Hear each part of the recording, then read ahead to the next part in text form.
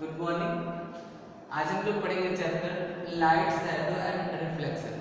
इसके first part को मैंने आपको बताया था कल की वीडियो में। इसके आगे इसके पहले जो था वो बता दिया था। हम आगे रुके थे ट्रांसपेरेंट, ओपेक और ट्रांसलूसेंट ऑब्जेक्ट। ये क्या होते हैं? तो ट्रांसपेरेंट किसे कहते हैं? सबसे पहले ट्रांसपेरेंट की बात करें तो ट्रांसपेरेंट वे ऑब्जेक्ट जो अपने से होकर पूरी लाइट को पास में देते हैं। The substance which allow light to pass through it is called transparent। जो सब्सटेंस अपने से होकर लाइट को कंप्लीटली पास होने देते हैं वो क्या कहलाते हैं? ट्रांसपेरेंट। जैसे आपने देखा होगा खिड़की का शीशा लगा हुआ है, आपके स्कूल में भी जो खिड़की पर जो कांच लगा है वो क्या है? पूरी तरह से ट्रांसपेरेंट है। इसमें से लाइट पूरी की पूरी लाइट इस पार से उस पार से इस पार आ सकती है। यानी कि ऐसा कोई भी ऑब्जेक्ट जिसके इस पार से उस पार तक का ऑब्जेक्ट एकदम क्लियर दिखता है वो क्या कहलाते हैं? Transparent object. ठीक है, जैसे खिड़की पर लगा हुआ शीशा, प्लास्टिक की पन्नी भी आती है, उसमें भी आप कंप्लीटली इस पार से उस पार देख सकते हैं। पानी होता है, पानी अगर कोई पानी में कलर ना मिले तो बाल्टी के ऊपर से बाल्टी के पेंदी पर रखा हुआ 1 रुपए का सिक्का, 5 रुपए का सिक्का, 10 रुपए का सिक्का आप आसानी से देख सकते हैं। क्यों? क्योंकि लाइट भी क्या करती है, सॉरी पानी भी क्या करता है? कंप्लीटली लाइट को अपने से होकर पास होने देता है, अगर वह प्योर वाटर साफ पानी है तो। ठीक है, अब हम बात करते हैं ओपेक किसे कहते हैं। Opaque are those substance which does not allow light to pass through it. वे सब्सटेंस जो अपने से होकर लाइट को पास होने नहीं देते वो क्या कहलाते हैं? Opaque object. जैसे दरवाजा हो गया, आपके बोर्ड हो गया, वॉल हो गई, ये सब क्या है?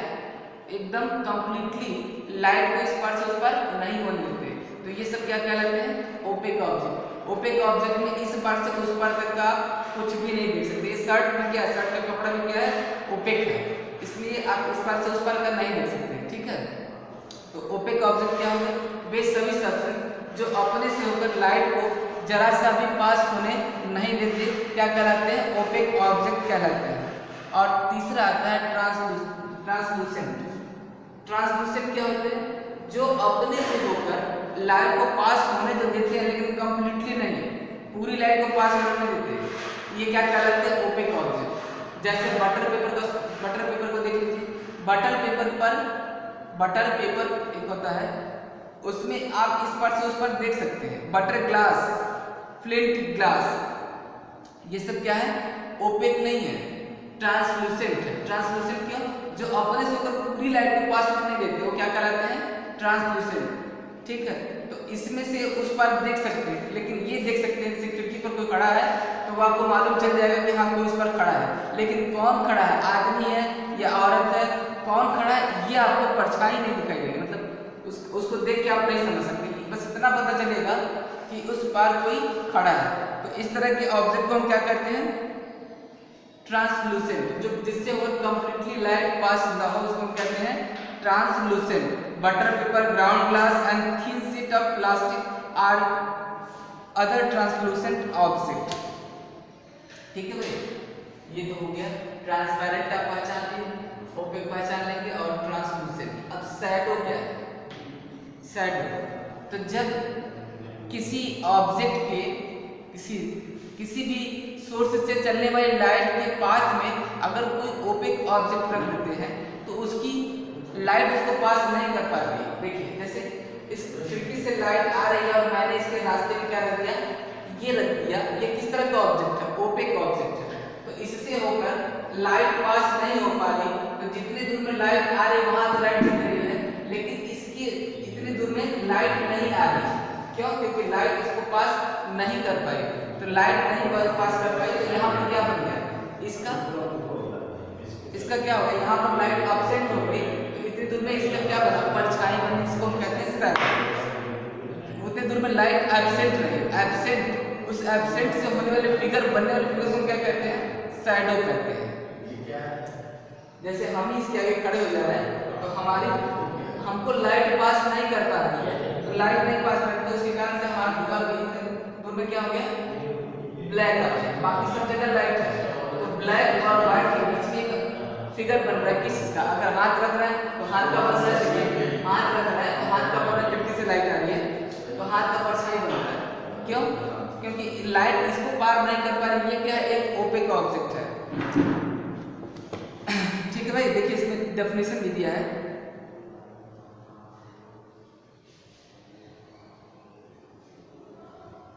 और dark area therefore appear on the table behind this is shadow of the book. कहा है कि एक बुक रखिए, बुक के पीछे से टार्च जलाइए, तो टार्च जलाने से टार्च की रोशनी बाकी बुक में टेबल पर फैल जाएगी, लेकिन जितने दूर वो बुक है आगे उतने दूर वो डार्क एरिया हो जाएगा।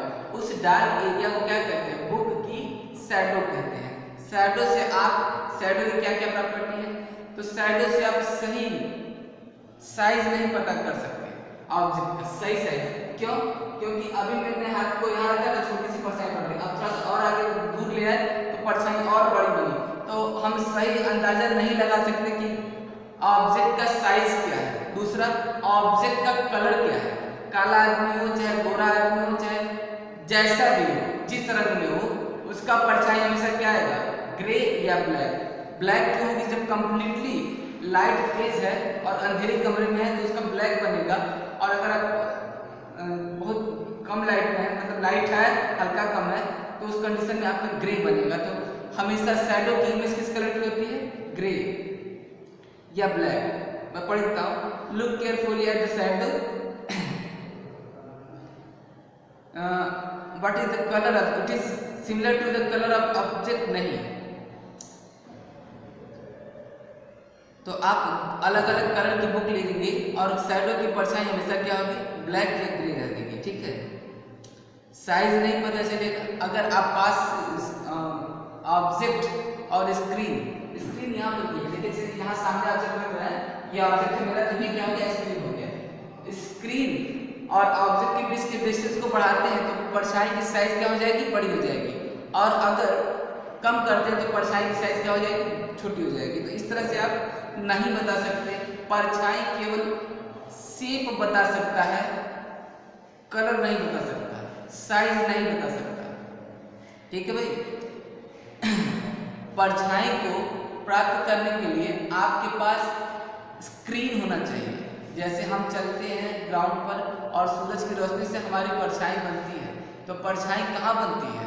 तो परछाई उस कंडीशन में हमारी साइड में क्या है, और ये ग्राउंड सरफेस है, तो हमारी परछाई ग्राउंड पर बनती है, और उस कंडीशन में सूरज ऊपर है और हमारी परछाई ग्राउंड पे, तो उस कंडीशन में स्क्रीन क्या है? ग्राउंड सरफेस हमारा,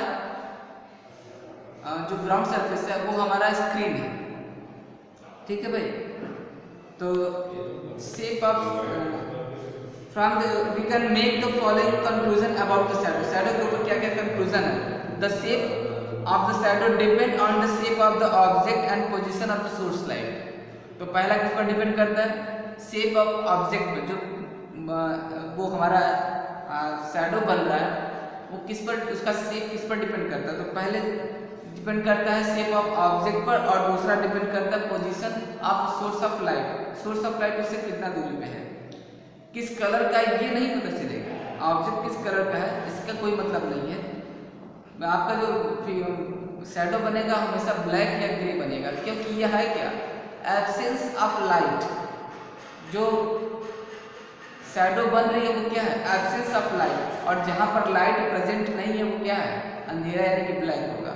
ठीक है, other than its shape no detail of the object can be seen on the shadow. Shadow में केवल शेप के अतिरिक्त कोई दूसरा डिटेल आपको नहीं मिलेगा, और शैडो बनाने के लिए आपको स्क्रीन जरूरी है। बिना स्क्रीन के आप शैडो नहीं फॉर्म कर सकते। अब हम बात करते हैं शैडो का ही एक एग्जांपल है, ये आपका एक्लिप्स का मतलब ग्रहण जो लगते हैं, सूर्य ग्रहण और चंद्र ग्रहण, इसको कहते हैं सोलर इक्लिप्स और लूनर इक्लिप्स। तो हम सबसे पहले सोलर इक्लिप्स की बात करेंगे। ये इक्लिप्स भी क्या है? शैडो का ही एग्जाम्पल। ठीक है भाई, तो यहाँ पर सबसे बड़ा सोर्स आप जानते हैं लाइट का सन है।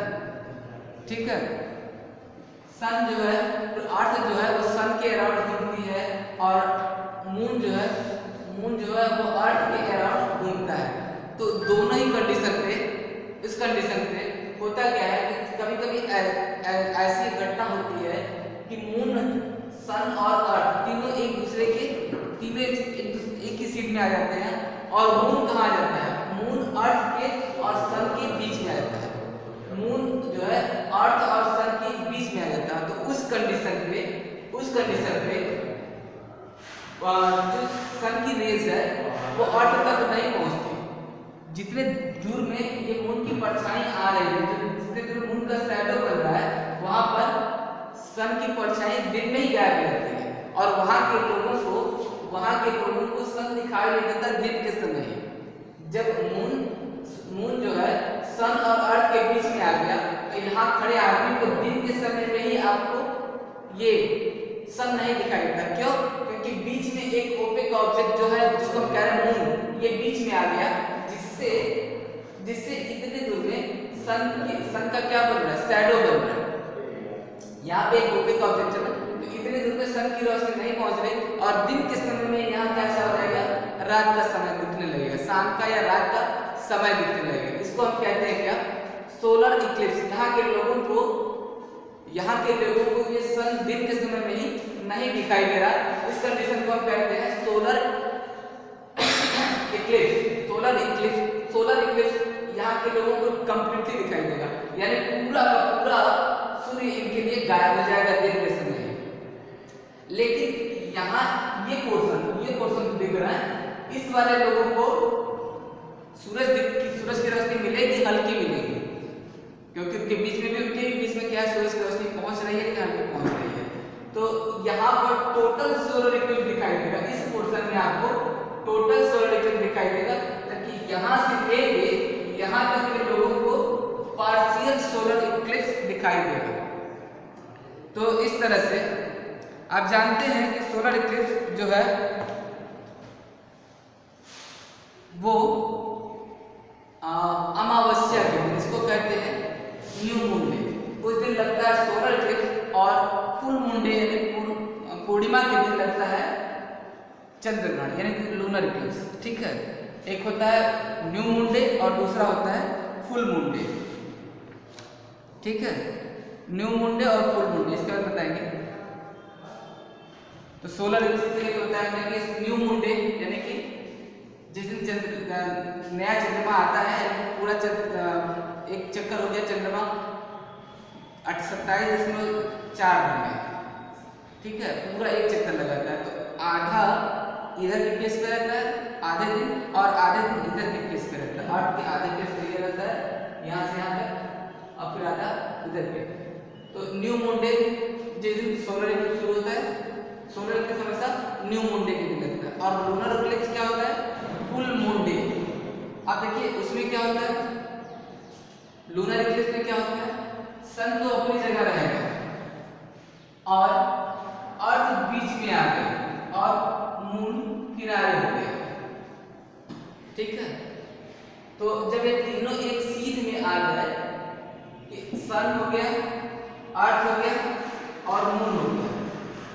ठीक है, तो जब अर्थ जो है, जब ये मून जो है अर्थ की परछाई में आ गया, तो सूरज ऐसे चंद्रमा हमको दिखता कैसे है, सूर्य की रोशनी यहाँ से चंद्रमा पर जाती है, और जब हम इस चंद्रमा से इसको अर्थ पर से इसको देखते हैं तो हमको ये पूरा चांद दिखता है।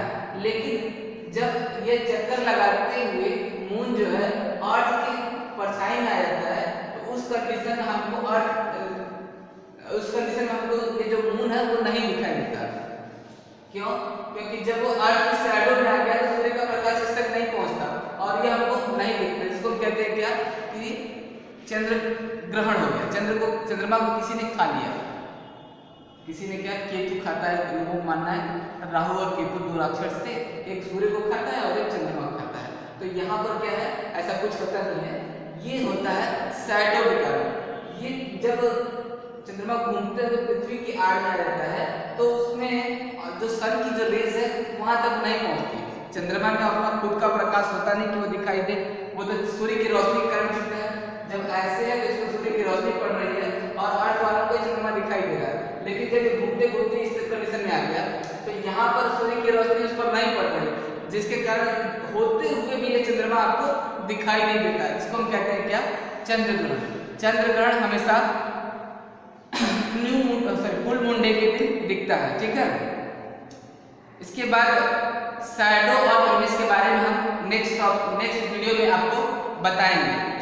और इस वीडियो में हमेशा इतना है, जब तक चंद्रमा यहाँ है तब तक पार्शियल दिखाई देगा, और जब चंद्रमा यहाँ पहुंच जाएगा तो टोटल सोलर इक्लिप्स हो जाएगा। ध्यान दीजिएगा। अब हम जो भी बताएंगे आपको शैडो और इमेज, लास्ट टॉपिक बचा है कुछ, उसको हम नेक्स्ट वीडियो में आपको बता देंगे। Thank you.